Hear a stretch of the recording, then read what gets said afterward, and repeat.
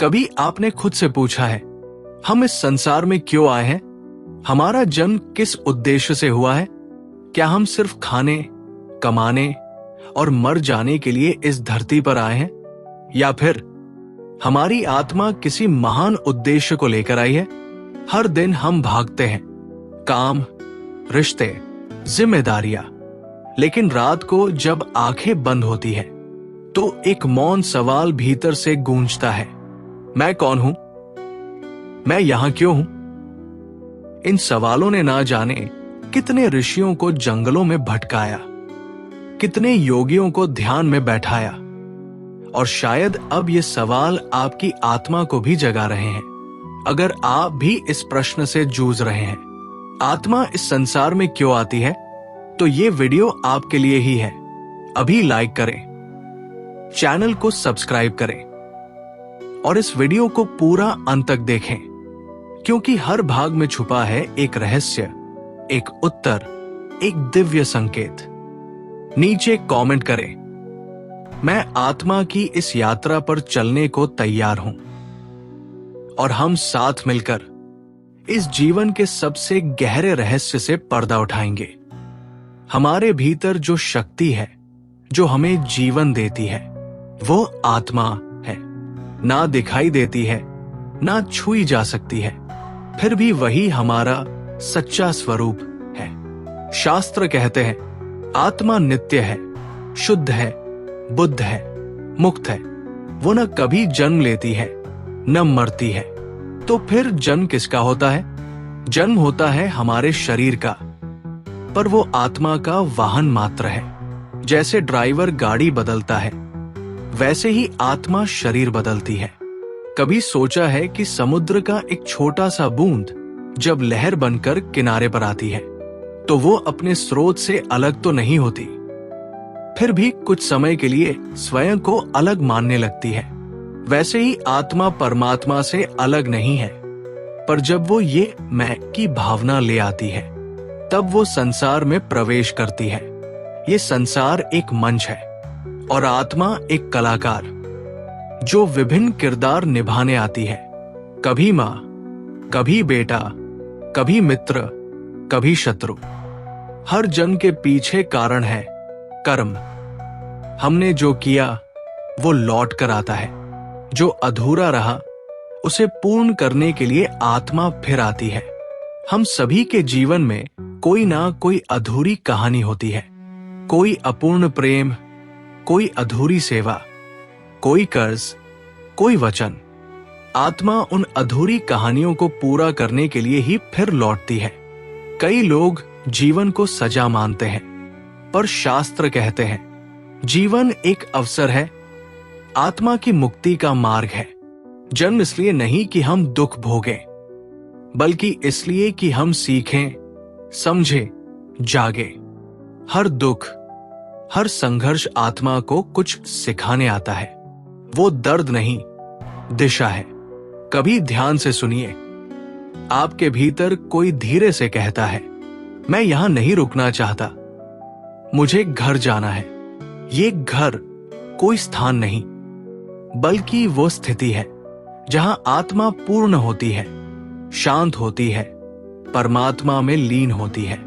जब आत्मा थक जाती है कई जन्मों की यात्राओं से, तो वो मोक्ष की ओर चल पड़ती है। कभी आपने एकांत में बैठकर खुद से ये सवाल पूछा है, मैं कौन हूं?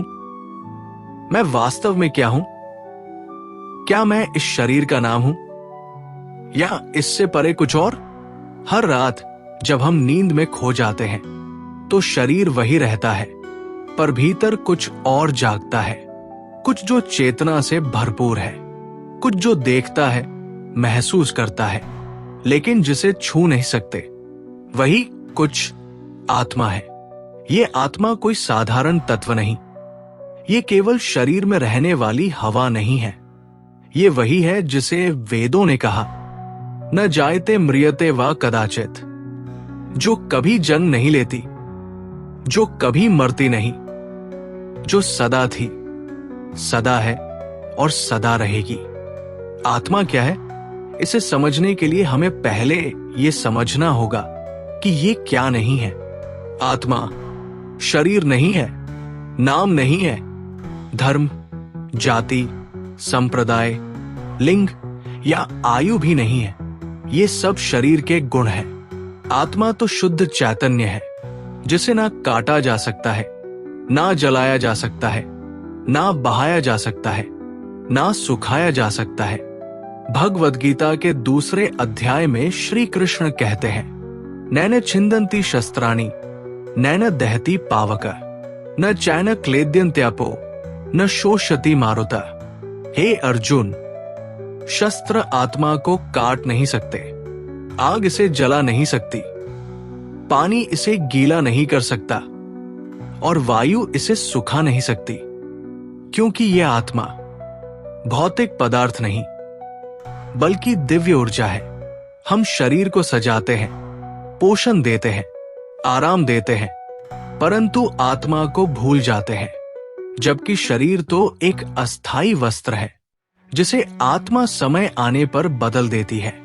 जैसे हम पुराने कपड़े उतारकर नए पहनते हैं, वैसे ही आत्मा एक शरीर छोड़कर दूसरे शरीर में प्रवेश करती है, परंतु आत्मा वही रहती है, न बदली जाती है, न समाप्त होती है।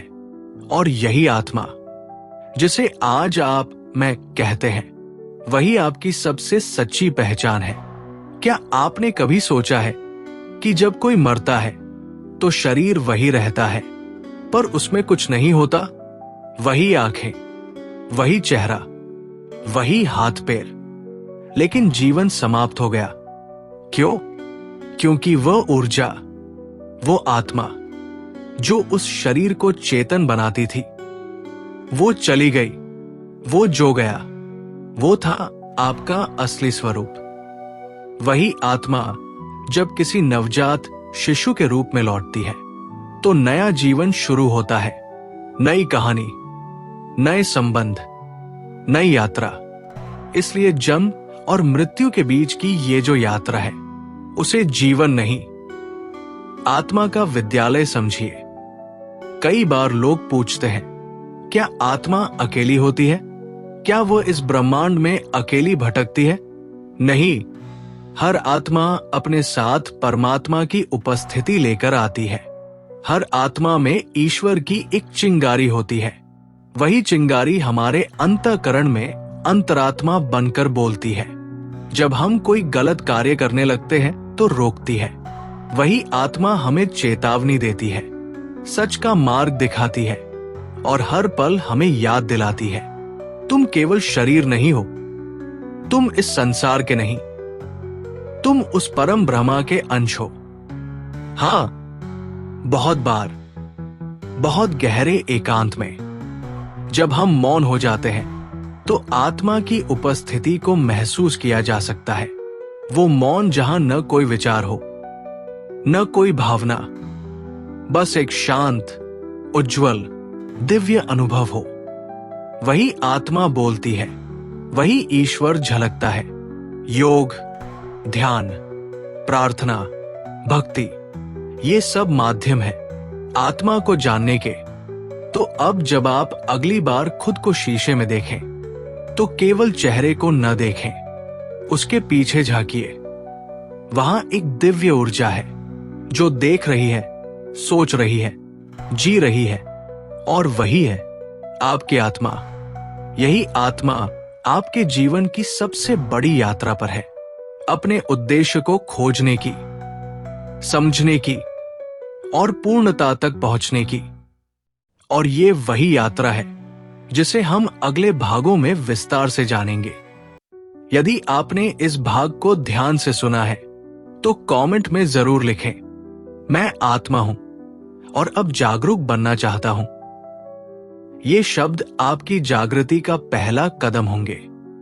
वीडियो को लाइक करें, चैनल को सब्सक्राइब करें। जिस तरह नदियां समुद्र से आती है और अंततः उसी में समा जाती है, उसी तरह आत्मा भी किसी स्रोत से आई है।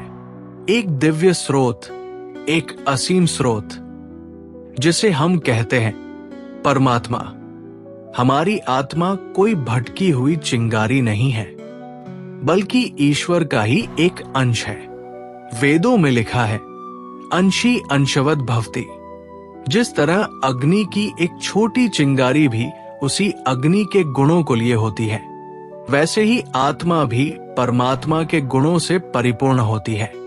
जिस तरह एक बीज से पूरा वटवृक्ष जन्म लेता है, ठीक वैसे ही आत्मा परमात्मा से जन्मी हुई एक चेतन सत्ता है। भगवद गीता में भगवान श्री कृष्ण कहते हैं, ममेवांशो जीव लोके जीव भूतः सनातन, अर्थात हे अर्जुन, ये जीव आत्मा मेरा ही सनातन अंश है। सोचिए, यदि आत्मा परमात्मा का अंश है तो उसके भीतर भी वही शक्तियां है, वही दिव्यता है, वही ज्ञान, वही प्रेम। लेकिन समस्या ये है कि आत्मा इस माया के संसार में आकर भूल जाती है कि वो कौन है और कहां से आई है। जैसे कोई राजा का बेटा जंगल में भटक जाए और खुद को एक भिखारी समझने लगे, वैसे ही हम सब आत्माएं परमात्मा से निकले हुए होते हुए भी अपने वास्तविक स्वरूप को भूल चुके हैं। परमात्मा कैसा है? वो पूर्ण है, निराकार है, अनंत है, सर्वज्ञ, सर्वव्यापक, सर्वशक्तिमान है। अब प्रश्न उठता है, क्या आत्मा भी वही सब है? उत्तर है हाँ, आत्मा भी वही सब है, किंतु सीमित रूप में। जैसे सूरज की किरणों में सूरज की ही रोशनी होती है, पर वो खुद सूरज नहीं होती, वैसे ही आत्मा में परमात्मा का प्रतिबिंब होता है। जब आत्मा अपने स्रोत से जुड़ जाती है, ध्यान, भक्ति, सेवा और साधना के माध्यम से, तब वो पुनः उस दिव्यता को प्राप्त करती है। उसी को हम कहते हैं आत्मबोध या ईश्वर साक्षात्कार। आप सोचिए, अगर हम अपने मोबाइल को चार्ज नहीं करें तो वो कुछ समय बाद बंद हो जाता है। वैसे ही आत्मा भी जब तक परमात्मा से जुड़ी रहती है, तब तक ऊर्जा, प्रेम और आनंद से भरपूर रहती है। पर जब वो संसार में फंसकर ईश्वर से कट जाती है, तो भीतर खालीपन, बेचैनी और अज्ञात भय पैदा होता है। मनुष्य इस भय को भरने के लिए धन, संबंध, पद, यश का सहारा लेता है, परंतु वो कभी स्थायी सुख नहीं देता। क्यों? क्योंकि आत्मा को जो पूर्णता चाहिए वो केवल परमात्मा से मिलन में ही है। रामायण में जब माता सीता रावण की लंका में थी, वो बार बार श्री राम को याद करती थी। रावण उन्हें सब सुख देता था, राजमहल, सेवकाए, आभूषण, पर उनका मन तो केवल श्री राम में था। ये चित्रण आत्मा का है। सीता आत्मा, रावण माया, लंका ये संसार और राम परमात्मा। आत्मा भटक रही है, माया के जाल में उलझी है, परंतु भीतर से वो बार बार अपने वास्तविक स्वरूप की ओर खिंच रही है। इस संसार में हम सब प्रेम ढूंढते हैं, परंतु प्रेम तब तक अधूरा रहता है जब तक आत्मा अपने मूल प्रेम परमात्मा से नहीं जुड़ती। वही एकमात्र प्रेम है जो बिना शर्त है, बिना अपेक्षा के है, पूर्ण है। उसी प्रेम को पाने के लिए आत्मा जन्म लेती है, पुनर्जन्म लेती है, साधना करती है और अंततः उस परम प्रेम में विलीन हो जाती है। उस क्षण जब आत्मा परमात्मा से मिलती है, वो क्षण मोक्ष का क्षण होता है, जहां न कोई प्रश्न होता है, न कोई पीड़ा, न कोई भ्रम, बस एक अनंत शांति। क्या आप भी उस परमात्मा से पुनः जुड़ना चाहते हैं? तो एक क्षण के लिए अपने सभी विचारों को स्थिर कीजिए, अपनी आंखें बंद कीजिए और भीतर झांकिए। महसूस कीजिए एक प्रकाश, एक कंपन जो आपकी छाती के भीतर है। वही है आत्मा। और वो निरंतर पुकार रही है, मुझे मेरे परम प्रिय से मिला दो। हम इस संसार में इसलिए नहीं आए कि केवल कमाएं, खाएं और मर जाएं। हम आए हैं अपने सच्चे संबंध को पुनः याद करने, वो संबंध जो आत्मा और परमात्मा के बीच है। जिस दिन ये स्मरण हुआ, उस दिन जीवन का अंधकार मिट जाएगा और हम अनुभव करेंगे, मैं कोई साधारण जीव नहीं, मैं परमात्मा का अंश हूं। उससे जुड़ना ही मेरी सबसे बड़ी यात्रा है। अगर आपने इस संदेश को अपने हृदय में अनुभव किया तो कमेंट में जरूर लिखें, मैं आत्मा हूं और मैं परमात्मा से जुड़ना चाहता हूं। ये एक छोटा वाक्य है, लेकिन यही आपकी आत्मा का संकल्प बन सकता है।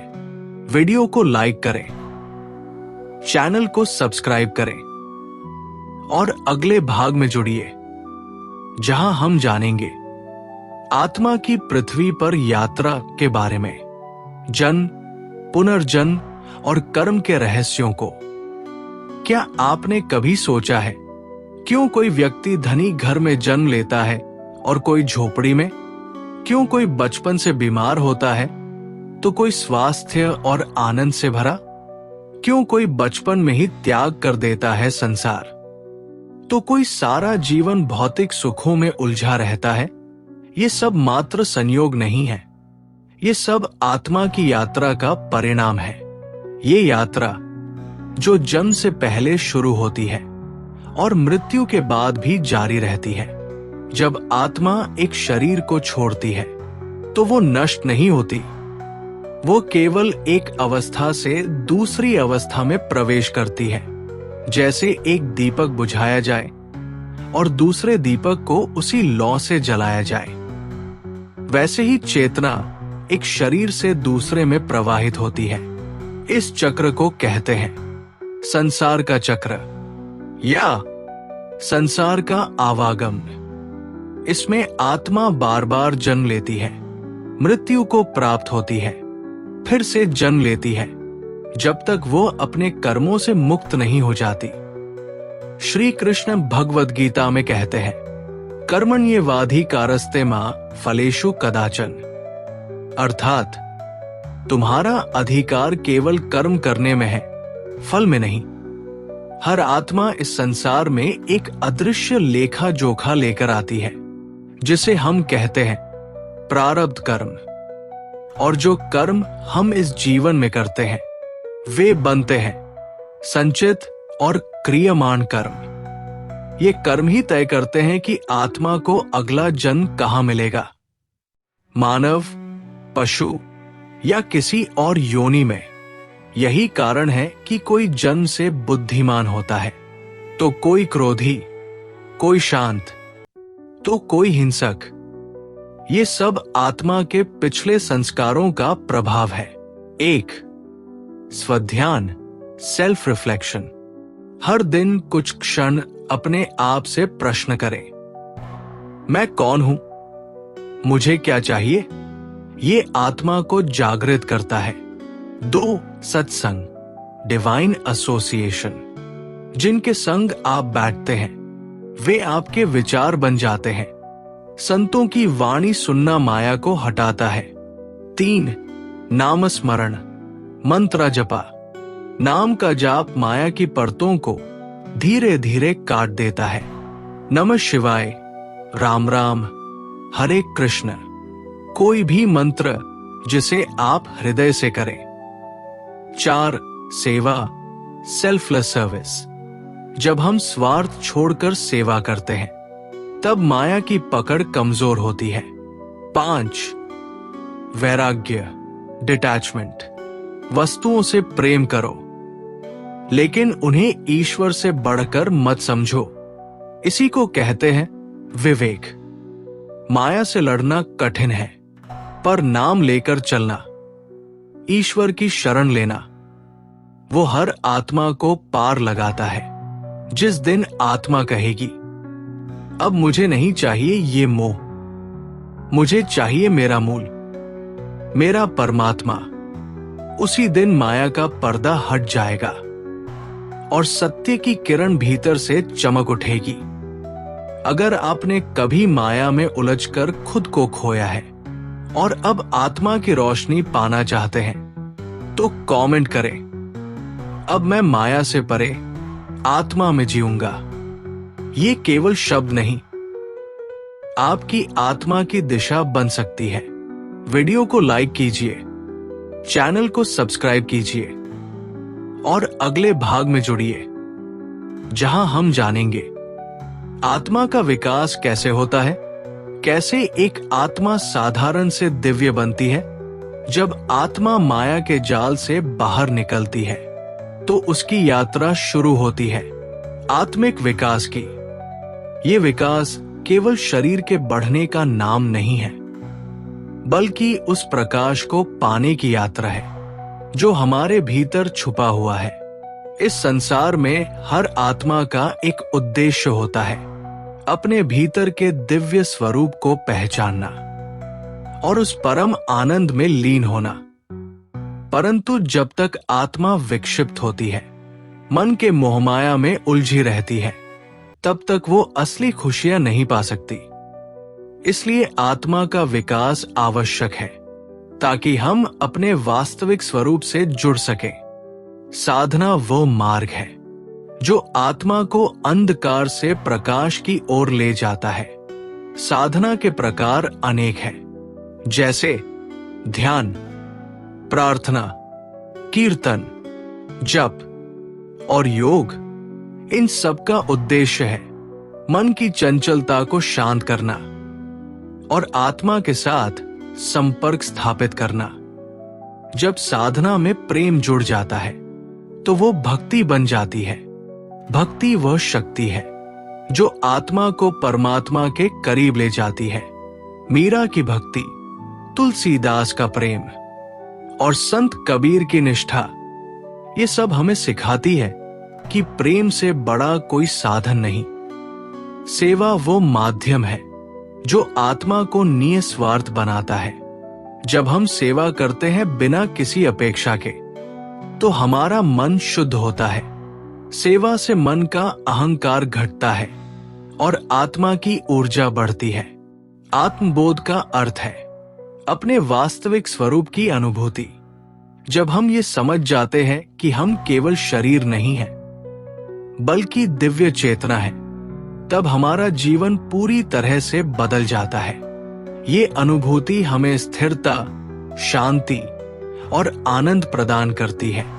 एक बार एक शिष्य ने गुरु से पूछा, गुरुदेव, मैं कैसे जानूं कि मेरी आत्मा विकसित हो रही है?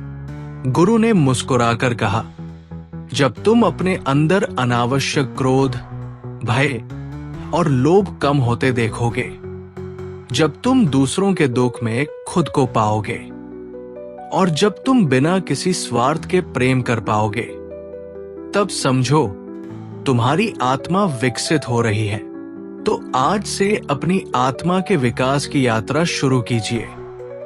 हर दिन कुछ पल अपनी आत्मा के लिए निकालिए। साधना, सेवा और भक्ति तीनों को अपनाइए, क्योंकि यही रास्ता है अंत आत्मा को उसकी मुक्तता और परम आनंद तक ले जाने का। अगर आप अपने जीवन में बदलाव लाना चाहते हैं और अपनी आत्मा को जागृत करना चाहते हैं, तो नीचे कमेंट करें, मैं आत्मा के विकास की ओर बढ़ रहा हूं। वीडियो को लाइक करें, चैनल को सब्सक्राइब करें और अगले भाग में जुड़िए, जहां हम जानेंगे आत्मा का परम लक्ष्य, मोक्ष और मुक्ति के रहस्य। क्या आपने कभी सोचा है हमारी आत्मा का अंतिम लक्ष्य क्या है? क्या केवल जन्म, पढ़ाई, नौकरी, परिवार और मृत्यु ही जीवन है, या फिर इस सब के पार कोई और मंजिल भी है? हाँ, है। मोक्ष, मुक्ति, एक ऐसी स्थिति जहां आत्मा हर बंधन से आजाद हो जाती है। मोक्ष, ये शब्द जितना छोटा है, उसका अर्थ उतना ही गहरा है। मोक्ष का अर्थ है पुनर्जन्म के चक्र से मुक्ति, दुख और सुख के द्वंद्व से मुक्ति, अहंकार और इच्छाओं के बंधन से मुक्ति। जब आत्मा अपने मूल स्रोत परमात्मा में विलीन हो जाती है तो वही स्थिति है मोक्ष। गीता में श्री कृष्ण कहते हैं, जातस्य ही ध्रुव मृत्यु। जिसका जन्म हुआ है उसकी मृत्यु निश्चित है, लेकिन मृत्यु अंत नहीं है। आत्मा शरीर छोड़कर फिर किसी नए शरीर में प्रवेश करती है। इसे ही कहते हैं संसार का चक्र। ये चक्र तब तक चलता रहता है जब तक आत्मा पूर्ण रूप से अविद्या, मोह, वासना और कर्म बंधन से मुक्त नहीं हो जाती। एक सालोक्य मोक्ष, जहां आत्मा परमात्मा के लोक धाम में वास करती है। दो सामीप्य मोक्ष, जहां आत्मा परमात्मा के निकट रहती है।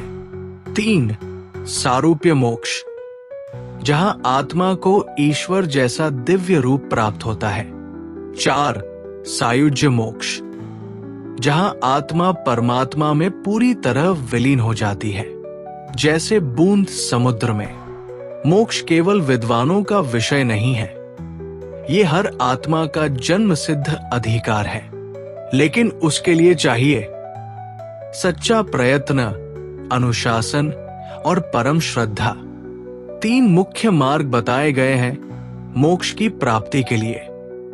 एक भक्ति योग, प्रेम द्वारा मुक्ति। श्री कृष्ण ने अर्जुन से कहा, भक्त्या माम भी जानाति। केवल भक्ति से मैं जाना जा सकता हूं।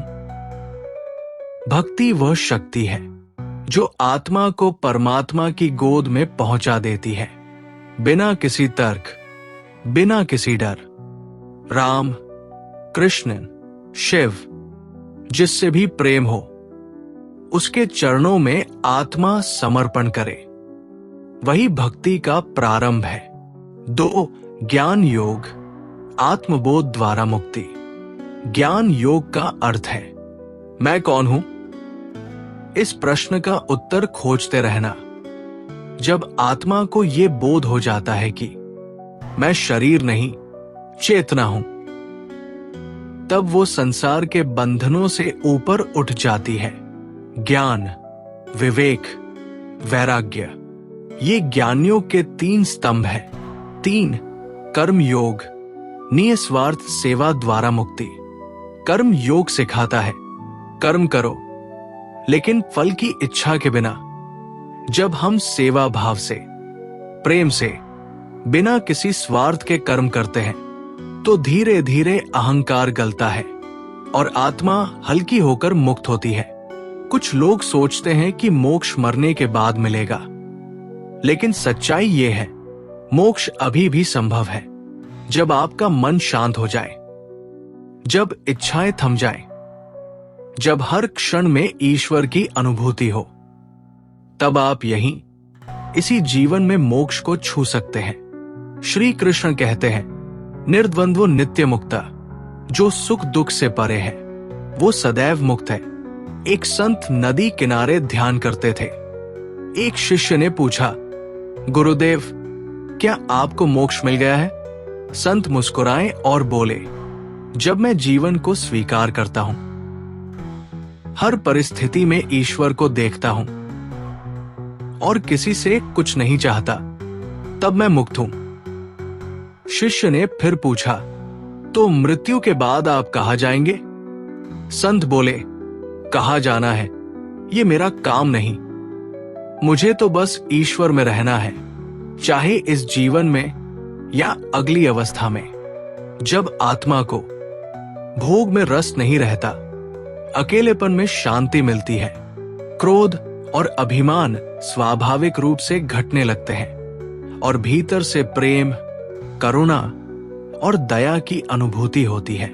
तो समझिए, आत्मा मोक्ष की ओर बढ़ रही है, मोक्ष की तलाश में ही है। कुछ लोग उसे धन में ढूंढते हैं, कुछ रिश्तों में, कुछ सिद्धियों में, परंतु असली मोक्ष भीतर की शांति, ईश्वर की निकटता और आत्मा की स्वतंत्रता में है। तो चलिए, आज से हम केवल जीवन नहीं बिताएंगे, बल्कि आत्मा की उस अंतिम मंजिल की ओर चलेंगे, जहां हर दुख समाप्त होता है और केवल प्रेम और परम शांति शेष रह जाती है। अगर आप भी आत्मा के इस दिव्य लक्ष्य मोक्ष की यात्रा पर चलना चाहते हैं, तो नीचे कमेंट करें, मैं मोक्ष की दिशा में एक कदम बढ़ा रहा हूं। इस वीडियो को उन सब के साथ जरूर साझा करें जो आत्मा, अध्यात्म और आत्म प्रबोधन की खोज में है। चैनल को सब्सक्राइब करें, क्योंकि अगले और अंतिम भाग में हम आत्मा के सबसे गहरे प्रश्न से टकराएंगे। आत्मा और परमात्मा का मिलन, एकत्व की अंतिम अवस्था। यात्रा पूरी होने को है। आत्मा ने अनेक जन्म लिए, कभी हंसी, कभी आंसू, कभी मोह, कभी भोग, लेकिन अंत में हर आत्मा को लौटना होता है अपने स्रोत, अपने मूल, अपने परम प्रेम परमात्मा के पास। आज हम इस यात्रा के अंतिम पड़ाव पर हैं, जहां आत्मा और परमात्मा का मिलन होता है। वेद कहते हैं, अह ब्रह्मास्मि, मैं ही ब्रह्मा हूं। तत्वमसि, तू वही है। इसका अर्थ है, आत्मा और परमात्मा अलग नहीं है, वो एक ही चेतना के दो प्रतिबिंब है। परंतु ये मिलन तभी संभव होता है जब आत्मा अहंकार, वासना और अज्ञानता को त्याग देती है। शास्त्रों में कहा गया है, मन एव मनुष्याणा कारणा बंध मोक्ष्यो। मन ही बंधन है और वही मुक्ति का कारण भी।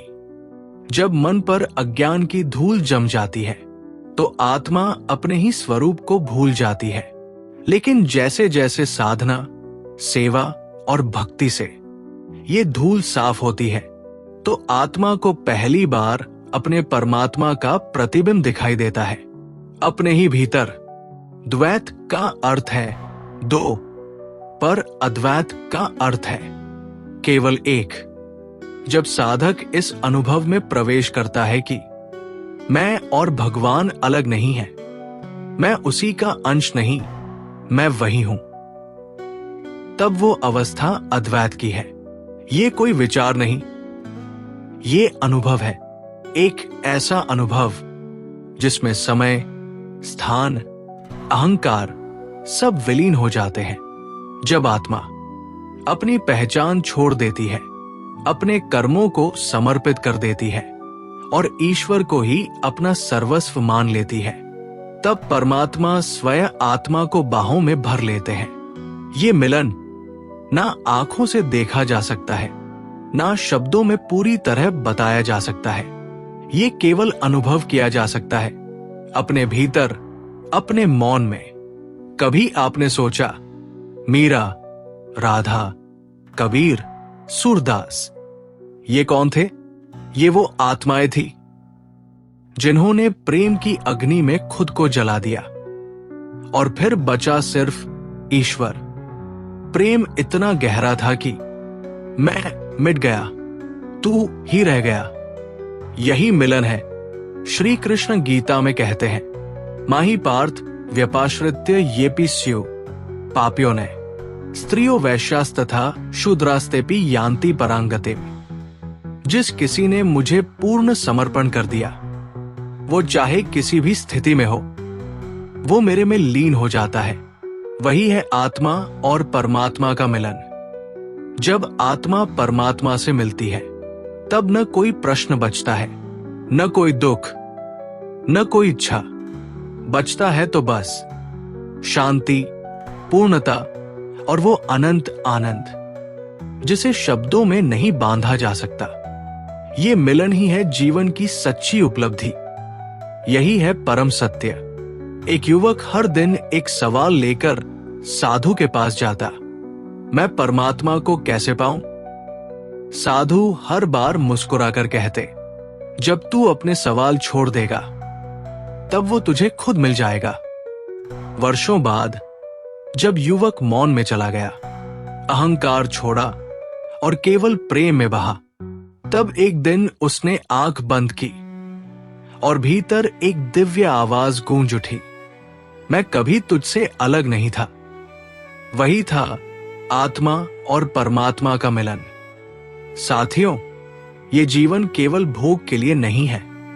ये जीवन मिला है आत्मा को जानने के लिए और उस परम प्रेम में खो जाने के लिए। अगर आपने जीवन भर कुछ नहीं भी जाना, लेकिन यदि आपने ये जान लिया कि मैं वही हूं, तो समझिए आपका जन्म सफल हो गया। अगर ये शब्द आपके हृदय तक पहुंचे हों, तो इस ज्ञान को औरों तक पहुंचाएं। वीडियो को लाइक करें, कमेंट में लिखें, मैं आत्मा हूं और मुझे अपने स्वरूप की याद आ रही है। और ऐसे ही और आध्यात्मिक वीडियो के लिए चैनल को सब्सक्राइब करें और बेल आइकन जरूर दबाएं, क्योंकि शायद आपका एक शेयर किसी आत्मा को जागृत कर दे।